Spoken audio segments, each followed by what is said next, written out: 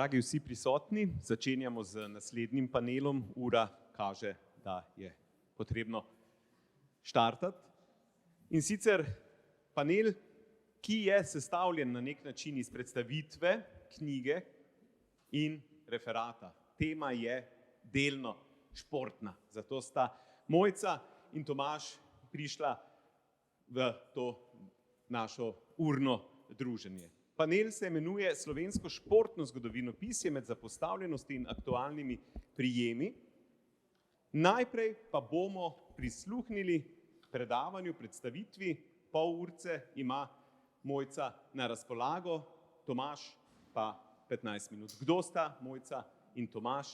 Mojca Marija Peternelj, docentka, doktorica, na oddelku za zgodovino zelo dobro poznana študentom, predvsem tistim, ki imajo nemščino, torej iz tega že lahko slutite, da poučuje nemščino za našim še profesorjem, lektorjem Hudeljo. Mojca je sedaj tista, ki uči naše mlade nemškega jezika in gotice. Obilno se ukvarja sploh v zadnjem času raziskovanjem spetega gorskega sveta, torej zgodovine gorskega sveta. O tem je v zadnjem času napisala precej člankov, strokovnih, znanstvenih, pa tudi monografij. Danes je pred nami zadnja njena, slišal sem, da pravkar iz tiska. Vidi se, da je Mojca doma iz Mojstrane, iz Dovja. To je nekako tako najhujše, če lahko nekomu od njih rečeš kakšno hudo kletev, rečeš, da je pač iz sosednje vasi doma. No, torej, Mojci prepuščam besedo, opozorjena bo, ko bo časovnica nekako pri koncu, torej 10 minut prej. Izvoliš. Ja, hvala ti. Hvala za te spodbudne besede in tudi za priložnost, da lahko kaj povem o tem nemškem in avstrijskem planinskem društvu, ki je bil redko kdaj predmet zgodovinskih razprav. Zdaj, viri, iz katerih so bili črpani podatki, so v hrambi Innsbruškega arhiva, in sicer so po večini tudi prosto dostopni na spletu.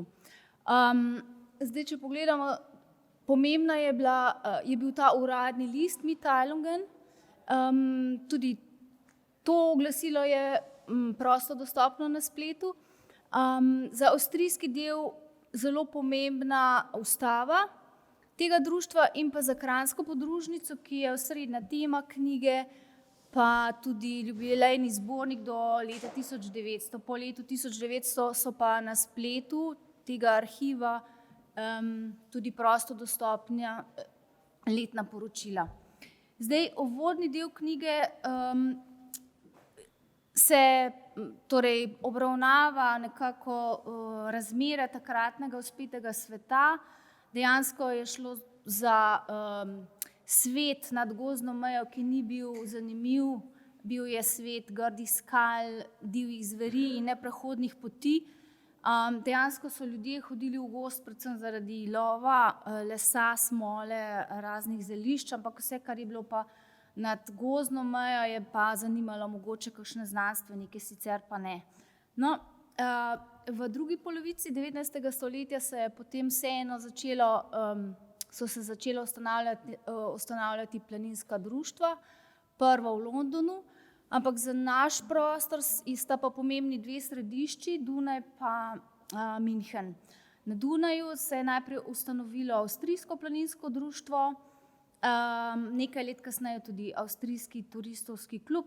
No, zdaj, turisti so bili takrat, torej takratna slovenščina je imenovala gorohodce, po turi, gorski turi imenovani.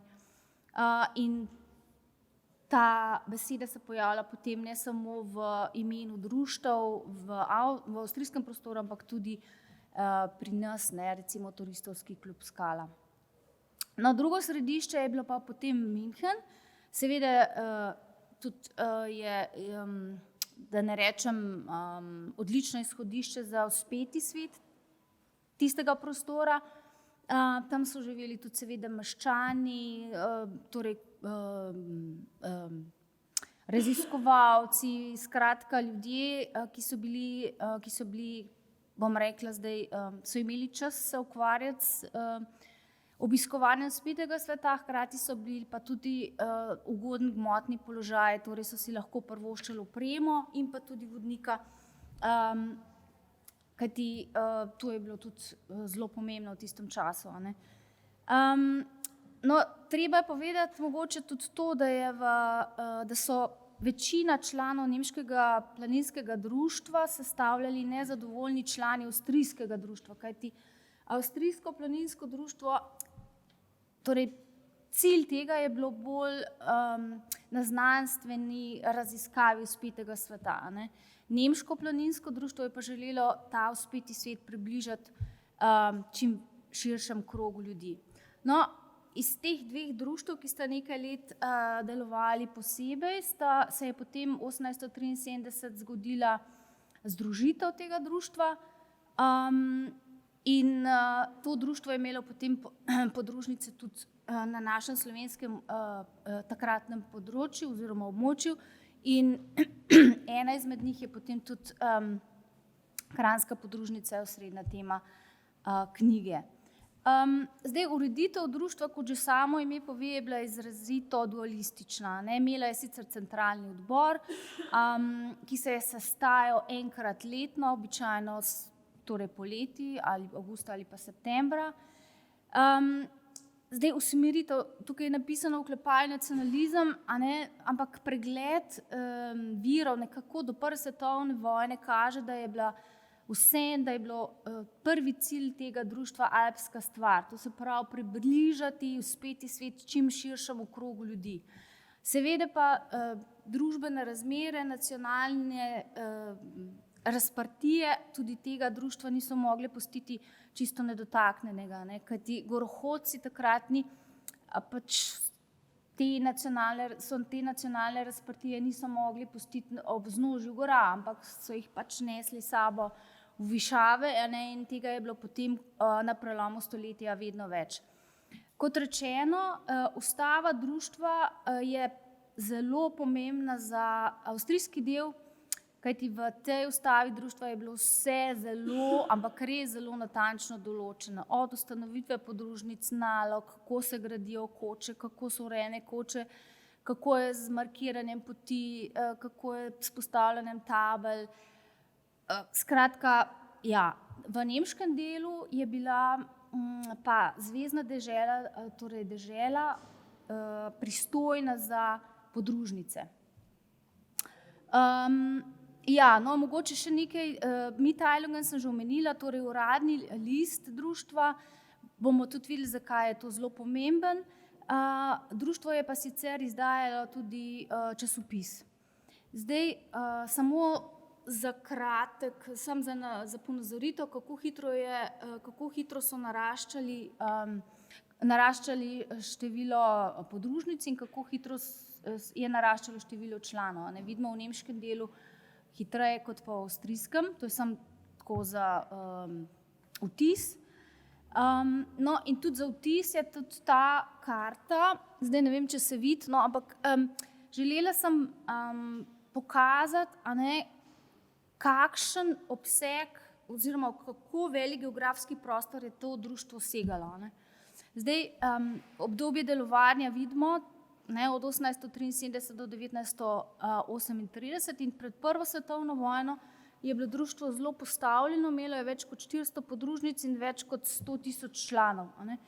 In rekla sem, da je uradni list društva, ta Mitteilungen, zelo pomemben, ker v tem glasilu so zelo pogosto bili objavljeni prispevki iz takratnega slovenskega območja. In zdaj, če vemo, da je vsak član podružnice dobil izvod, vemo tudi, koliko je bilo, v kako velikem obsegu je bilo vedenje o takratnem slovenskem prostoru razširjeno. Posredno pa tudi reklama za ta prostor. No, zdaj podružnice na Slovenskem Vidimo, da jih je bilo 8, zdaj Beljaška podružnica, o njej je tudi že nekaj literature, najstarejša, seveda še izpred torej združitve teh obeh društev. Potem Primorska podružnica je bila en mesec, to se pravi ustanovljena en mesec pred združitvijo in je bila pravzaprav članica nemškega planinskega društva. No, Kranjska podružnica s sedežem v Ljubljani je bila ustanovljena že 1974, torej leto po združitvi. No, zanimivi sta Celjska in Mariborska, ki sta torej propadli ob koncu prve svetovne vojne, ampak jih je potem ukorakanje nemške vojske v mesto leta 1941 oživilo spet za par let. No, pomembna je tudi Goriška podružnica, sicer je delovala kratek čas, ampak je vseeno pustila sledi v spetem svetu Bovca Kanina, in po njenem propadu je prepustila ta prostor Primorski podružnici. No, za kratek čas so delovali, lahko bi rekla, životarili Kočevska podružnica pa Slovenjegraška, za katere pa praktično ni virov. Zdaj, glede na število članov, vidimo, da je največja seveda Primorska, ampak tudi Kranjska. Vidimo, da njeno članstvo ni bilo zanemarljivo.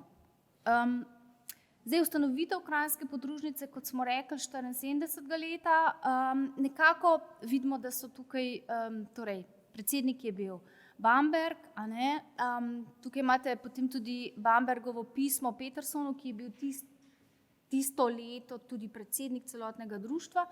V njem mu poroča, da se je pač ustanovila Kranjska podružnica s 50 člani, sprašuje ga tudi po nalogah in tako. Ampak dejansko v tem prvem obdobju delovanja Kranjske podružnice je zelo malo jasno, oziroma ne vemo kaj dosti in njeno delovanje ni bilo tako, bom rekla, pomembno. Po ponovnem zagonu 1881. leta dalje je pa pomenil nov vzpon podružnice. Predsednik je bil Karl Dežman in je dal tudi pečat nadaljnjemu delu in delovanju podružnice. Zdaj, če so v prvem delu oziroma v prvem obdobju te podružnice, če je bilo še nekaj slovenskih imen, v drugem delu oziroma v nadaljnjem delovanju Kranjske podružnice ni praktično več zaslediti slovenskih imen. Niti v vodstvenem odboru. Zdaj, kar se pa tiče članstva, pa žal ni bilo na voljo, oziroma jaz nisem našla virov. Recimo Primorska podružnica ima cele imenike članov, medtem ko pa, tako da tudi vemo, Kugi, Tuma in tako naprej so bili člani Primorske, ampak za Kranjsko pa žal ne. Zdaj, omenila bi mogoče samo Rošnika kot dolgoletnega predsednika in v času njegovega predsedovanja je tudi ohranjena zelo bogata korespondenca. Morda tudi Kirbiša, to je bil pač slaščičar, na Kongresnem trgu je imel svoje prostore in v njegovi hiši je bila tudi soba, v kateri so se srečevali. Zdaj, kaj se je zgodilo s knjižnico, ki je bila v tej sobi in z materialom, se ne ve. Dejstvo pa je, da je po njegovi smrti moralo društvo najeti nekje drugje pač prostor. No, mogoče še, kar zadeva vodstveni odbor, še zadnje leto pred propadom podružnice, predvsem zaradi Valterja Ricija, tukaj ga imamo, namreč njemu gre zahvala, da je pravzaprav toliko gradiva še ohranjenega. On je, ko beremo njegove zapise, moram reči, da so zelo čustveni. On je doživljal pač propad, bom rekla, novo politično situacijo, novo politično stvarnost in ti zapisi so res zelo čustveni. Ampak iz njih se da tudi razbrati zadnje dni življenja Kranjske podružnice. Dejansko je podružnica, Dejansko je podružnica propadla že z začetkom Prve svetovne vojne, pravno formalno pa potem leta 19. No. Zdaj, tukaj sem na hitro v članstvu, tukaj na levi imate, kako je članstvo naraščalo. Zdaj, z rdečo sem označila to leto, zato ker sem ga primerjala z najmočnejšimi podružnicami. Tukaj vidimo, koliko članov so imele, te tri najmočnejše tistega leta, pa koliko je bilo povprečno število članov tistega leta v avstrijskem delu in nemškem delu. In vidimo, da je bila kranjska podružnica torej ni bila tako majhna, lahko rečemo, da je bila srednje velika. No, pa še za primerjavo, vseeno Slovensko planinsko društvo, ustanovljeno 93. leta, je imela, torej v prvem letu obstoja imela tudi v primerjavi z kranjsko podružnico veliko članov. No, tukaj imate samo za ilustracijo vpisnice članov. Rekla sem, da je bilo v ustavi zelo podrobno določeno, in dejansko recimo je podružnica bila dolžna pošiljati v centralo prijavnice, vpisnice, in sicer določena barva vpisnice je bila za pridružitev, določena barva vpisnice je bila, če je član spremenil bivališče, in določena barva vpisnice je bila, če je izstopil iz društva. Skratka, res to je bilo zelo vse podrobno določeno. No, kot rečeno, v začetku septembra je z odlokom političnih oblasti bila podružnica in torej nasploh so bila vsa nemška društva prepovedana in Makso Hrvatin je bil pač upravitelj premoženja. Zdaj, naloge podružnice so bile pravzaprav naloge društva. Društvene večere, kot rečeno, Karl Dežman je dal pečat temu, prirejal je, to se pravi, predaval je podružnici in pač gostom, s tem, da so njegova predavanja bila predvsem na temo Kranjske. Po njegovi smrti so predavanja prestopila meje Kranjske. Potem gradnja koč. Tukaj tako, želela sem na eni strani predstaviti koče v lasti kranjske podružnice, 8 jih je bilo skozi čas, kako so se, to se pravi, preimenovale, pa kako so prehajale iz ene oblasti oziroma iz ene oblasti v drugo. Zdaj, kot rečeno, koče so bile ravno tako zelo podrobno opisane v tej ustavi. Najprej, kje se sploh gradijo koče, zato so ločili koče recimo tik pod vrhom gore, potem prehodne koče, torej kakšna je smela biti razdalja od ene prehodne koče do druge in tako naprej. Hkrati pa tudi, kako je morala biti hrana organizirana. S tem se je ukvarjal Pot, to je bil en profesor na Münchenski univerzi, ukvarjal se je z hrano, s pivom, analiziral je tudi konzervirano hrano in tako naprej. No, in po njegovem je morala hrana biti razdeljena v 5 zabojev in v enem zaboju je bilo tudi pivo. In glede na to, da se je on ukvarjal s pivom, je tudi že vedel, kako je pravzaprav najlažje in najceneje torej skladiščiti pivo. Pivo je postajala vedno priljubljenejša pijača, zdaj transport v steklenicah je podražil ceno tudi piva in pri teh razmišljanjih, kako najbolje torej hraniti pivo, se mu je najbolje zdela naprava, ki jo je napravil ali pa ki je bila izdelana pri kovaškem mojstru v Ljubljani, Ahčinu. In to je bilo tudi tak članek, ki je bil objavljen v tem uradnem glasilu društva.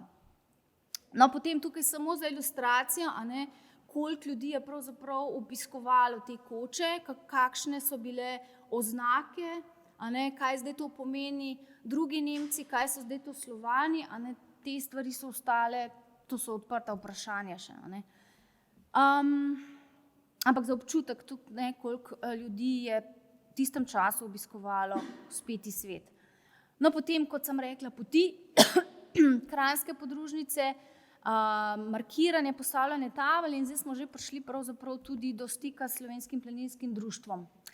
Zdaj, branje korespondence, predvsem Rošnikovega dopisovanja tako s centralo kot z avstrijsko podružnico je pokazalo, da Rošnik si je prizadeval, da bi bilo v tem uradnem glasilu društva objavljeno poročilo, kako težkih razmerah deluje kranjska podružnica. Zdaj, da je prišlo do tega uradnega dopisa in objave, je kar nekaj časa trajalo. In v teh dopisih se je pokazalo in izkazalo, da je pravzaprav Slovensko planinsko društvo bilo nekaj časa del tega nemškega in avstrijskega planinskega društva. Zdaj, kakšen je bil pravno-formalen odnos, ne vem. Mislim pa, da je bil mogoče kakšen, kako bi rekla, odbor avstrijske podružnice. Tako kot je bil recimo jeseniški odbor odsek del kranjske podružnice. Ta izstop oziroma sprejem v društvo, te besede so se kar nekajkrat pojavljale v tej korespondenci, tako da to ni bila napaka. Čeprav, ko sem prvič prebrala, najprej nisem mogla čist prav verjeti, ampak ker se je pa to večkrat pojavilo, pa dejstvo je, in ga pač ne moremo več spregledati. Zdaj, naloga poleg teh koč, torej markiranja poti, postavljanje tabel, je bilo tudi vodništvo, urejanje vodništva in prvi tečaj za planinske vodnike na Slovenskem je bil 1894 v Mojstrani. Zdaj, mogoče samo toliko, od 14 vabljenih udeležencev se jih je 13 udeležili, od tega 3 niso znali pisati, eden pa ni znal nemško, vsi ostali so znali nemško. In ta izpit, torej ta tečaj, Rošnik je zelo podrobno opisal v to uradno glasilo društva, naj bi bil po njegovem tudi vzgled za ostale izvedbe planinskih, torej teh tečajev za planinske vodnike. In sicer predvsem zaradi tega, ker so bili umaknjeni v eno vas, kjer se ni nič dogajalo in so se pač lahko res osredotočili na to, kar se je pač predavalo. No, potem je bil marca izpit in sicer pred komisijo in